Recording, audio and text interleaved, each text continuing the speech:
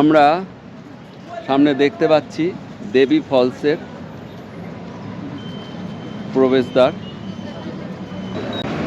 এটাই হচ্ছে গুপ্তেশ্বর মহাদেবের মন্দিরের প্রবেশ পথ।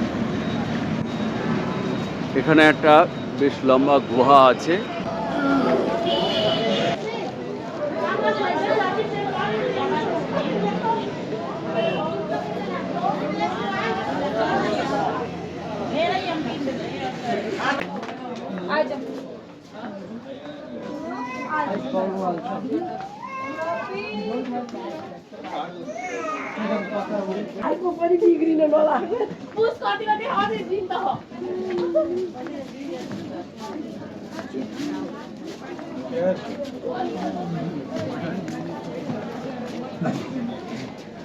এই যে সেই গেট। এখন টিকিট কাটা হচ্ছে। টিকিট হচ্ছে নেপালি নাগরিকের জন্য 50 টাকা এবং নেপালি বিদ্যার্থীদের জন্য 35 টাকা। এটা টিকিট কাউন্টার। এই যে আমাদের টিকিট দেখতে পাচ্ছি 100 টাকা করে, তাই তো? 100 টাকা করে নিল এই টিকিট কাউন্টার থেকে। সব বেরিয়ে আসছে।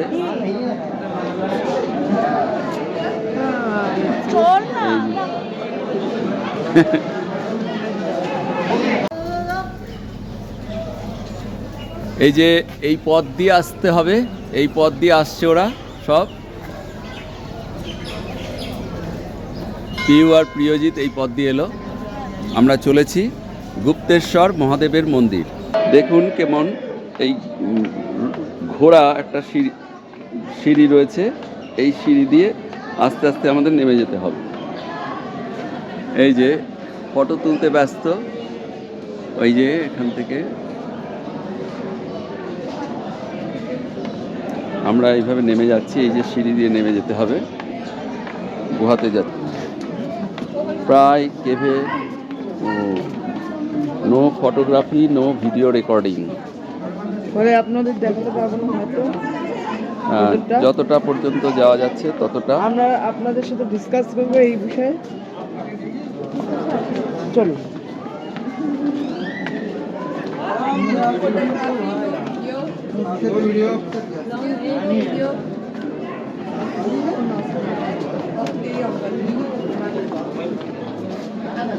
এই হচ্ছে বুথ।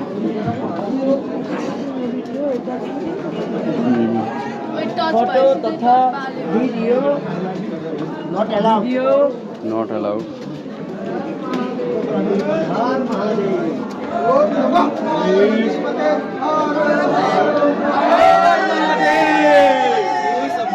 গুহার মধ্যে ঢুকছে।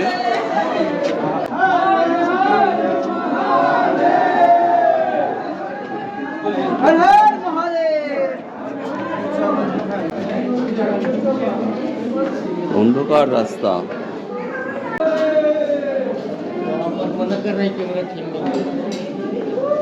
নামছি।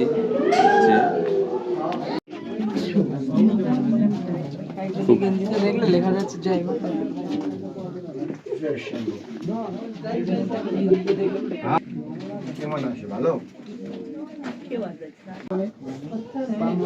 কি রাস্তা, ভীষণ সংকীর্ণ। এই জায়গাটায় মাথা নিচু করে যেতে হচ্ছে। এই যে মাথা নিচু করে যেতে হচ্ছে। এই জায়গাটা আবার ভালো আছে। এই যে এই জায়গাটা ভালো আছে।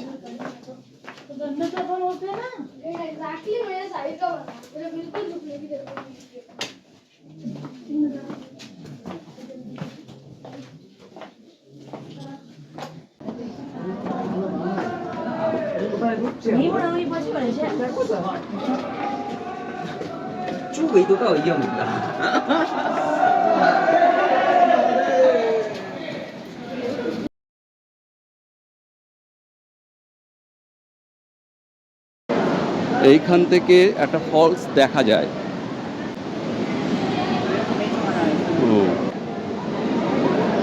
এখান থেকেই নামতে হবে।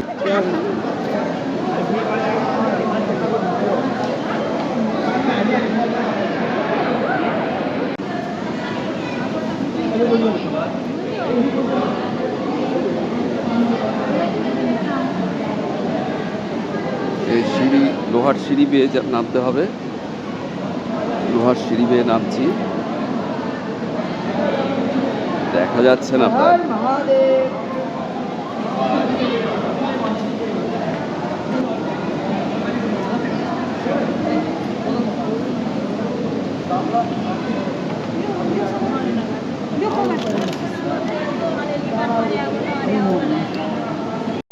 এখান থেকে ফলসটা দেখা যাচ্ছে।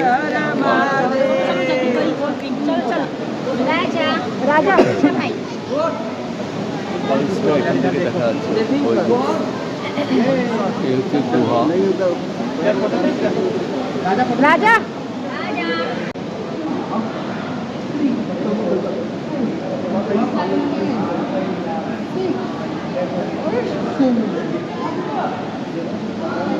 দেবী ফলসটা দেখে ফিরে আসছি আমরা।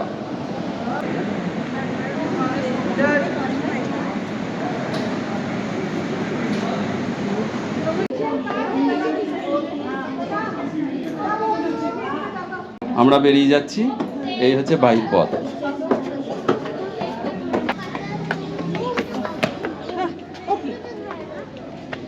বাবা দেখো, ভালো লাগছে হাওয়াটা। বুঝতেই পারছেন নারায়ণ শুয়ে রয়েছে, অনন্তনাগের উপরে।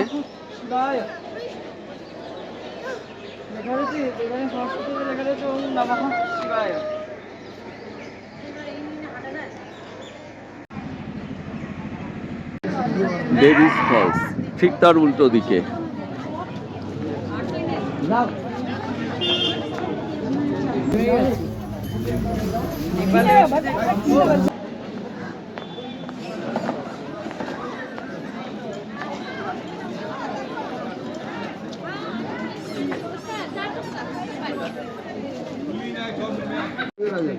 এরকম একটা পথ নির্দেশ দেওয়া রয়েছে, দেবীজ ফলস, অন্নপূর্ণা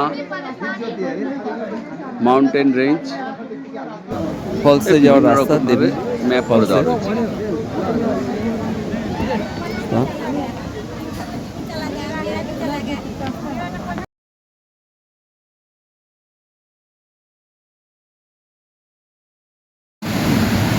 এইখান থেকে ফলসটাকে একটু দেখা যাচ্ছে, এই ফলসটাকে এখান থেকে দেখা যাচ্ছে।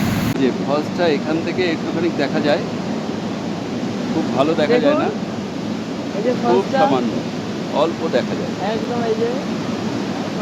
এর টিকিটটা যেন একটু বেশি বলেই মনে হলো, 100 টাকা করে টিকিট এটা। যাই হোক, এসছি যখন দেখতে, থেকে এইখান থেকে আর একটু ভালো দেখা যাচ্ছে এই যে ফলসটা, এই দেবী ফলস যেটা আমরা গুহার মধ্যে দেখছিলাম, এটাই সেই ফলসটা। সময়ের অভাবে পোখরার এই বিরাট শিবের স্ট্যাচু আমাদের দেখা সম্ভব হয়নি। এইখান থেকে পোখরা লেকটা খুব সুন্দর দেখতে পাওয়া যায়, যেটা আমাদের দেখা হলো না।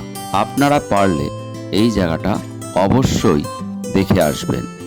এরপর আমাদের আরেকটা জিনিসও দেখা হয়নি, যেটাই বিশ্ব শান্তি স্তূপা পোখরায় অবস্থিত। এখান থেকে অন্নপূর্ণা রেঞ্জটা খুব সুন্দর দেখতে পাওয়া যায়, আপনারা পারলে এটাও দেখে আসবেন। এটা পুঁইশাক, পালং শাক দিয়ে খাওয়া চলছে, তাই তো? দেখে এসেছি, এখন আবার লাঞ্চ খেয়ে তারপরে আবার বেরোনো আছে।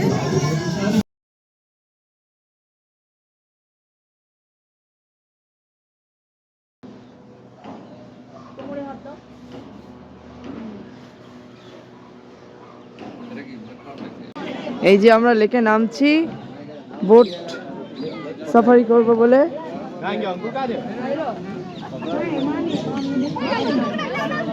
সাবধানে যেতে হবে এখান থেকে।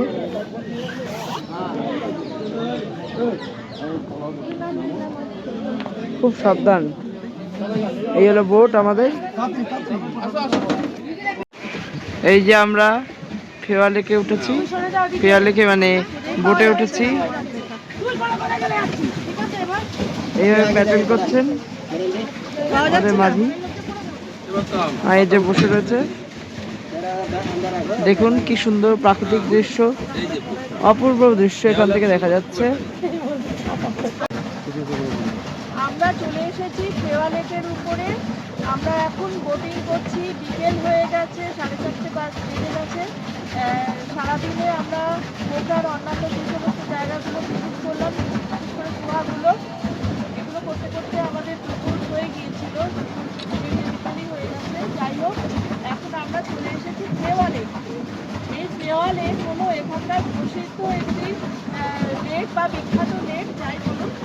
যেরকমভাবে আমরা শ্রীনগরে দেখেছি যে ডাল লেককে ঘিরে পুরো শ্রীনগর শহরটা গড়ে উঠেছে, এখানেও কিন্তু সেইরকমভাবে পোখরার হলো ফেওয়া লেককে ঘিরে কিন্তু এখানকার পর্যটন কেন্দ্র কিন্তু গড়ে উঠেছে।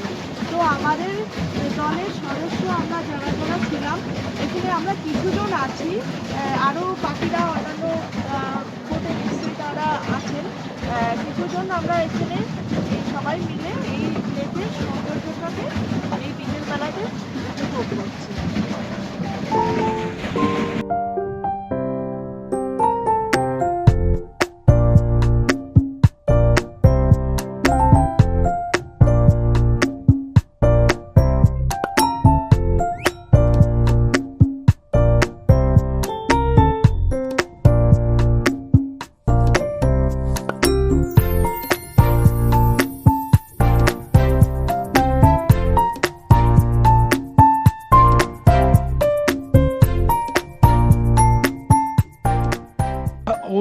अलग कोई नहीं से जाएगा, यही से जाएगा। दूसरे कोई नहीं लेके जाएगा फिर। अच्छा ठीक है ठीक है।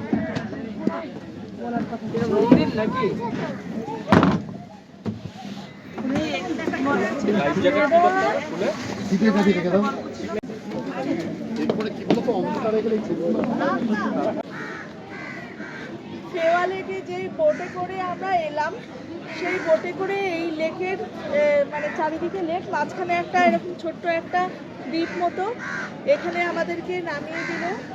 বললো যে আপনারা এখানে ঘুরুন, আর খানিক পরে আপনাদেরকে আবার এখান থেকে আমরা ড্রপ করে নেব। তো চলুন এখানে দেখি কি কি দ্রষ্টব্য আছে।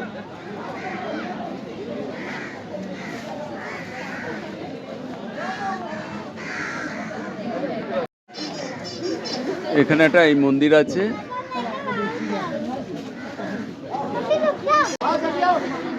এখানে আমরা একটা মন্দির দেখতে পাচ্ছি, যেখানে সবাই এসে তাদের প্রণাম এবং পুজো দিচ্ছে।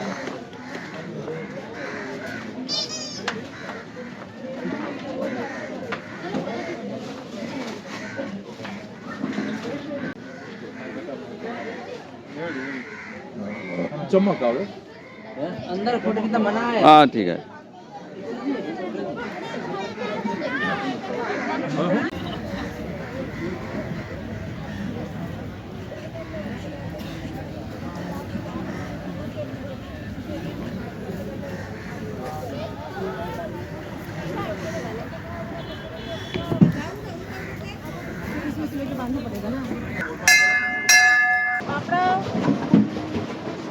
আমরা পুনরায় আবার বোটিং ছেড়ে এই বোটিং করে আবার পুনরায় আমরা আমাদের ঘাটে আবার ফেরত যাচ্ছি।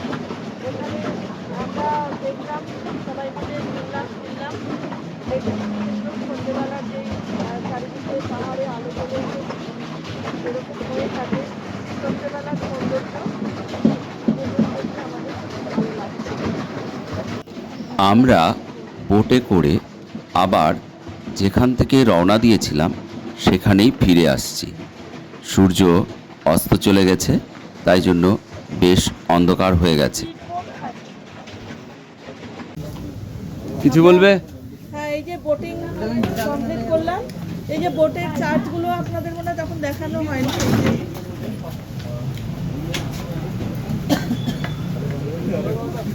এই কাউন্টার, আর এইদিকে এইভাবে ঘাটটা এরকম ভাবে আছে। আর এই যে ঘাট, সন্ধে হয়ে গেছে। ভেজ পকোড়া, তাই তো? ভেজ পকোড়া সাথে কফি। সুন্দর একটা ঠান্ডার মধ্যে ভেজ পকোড়া আর কফি দিয়েছে, আমি টেস্ট করে দেখছি কেমন।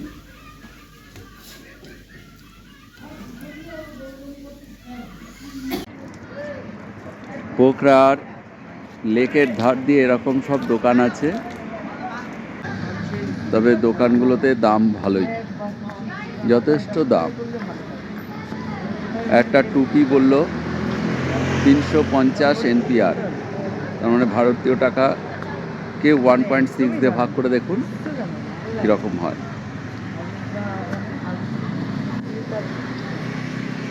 স্পা সেন্টার, প্রচুর স্পা সেন্টার, দারুণ দোকানটা, বিভিন্ন ফটোতে ভর্তি।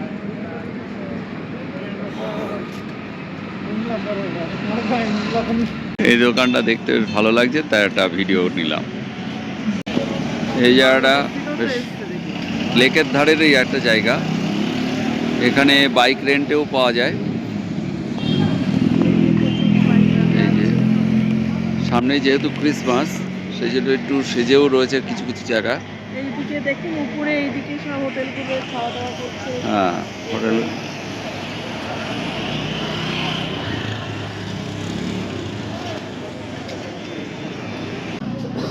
লেদারের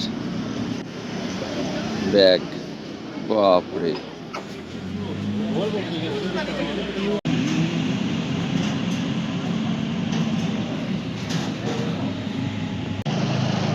এখানকার একটা হসপিটাল এটা। সামনে একটি গার্মেন্টসের দোকান চোখে পড়ল, বেশ ভালোই লাগছে দোকানটা দেখতে, তবে এখানকার দোকানের জিনিসপত্র কিন্তু যথেষ্ট দাম।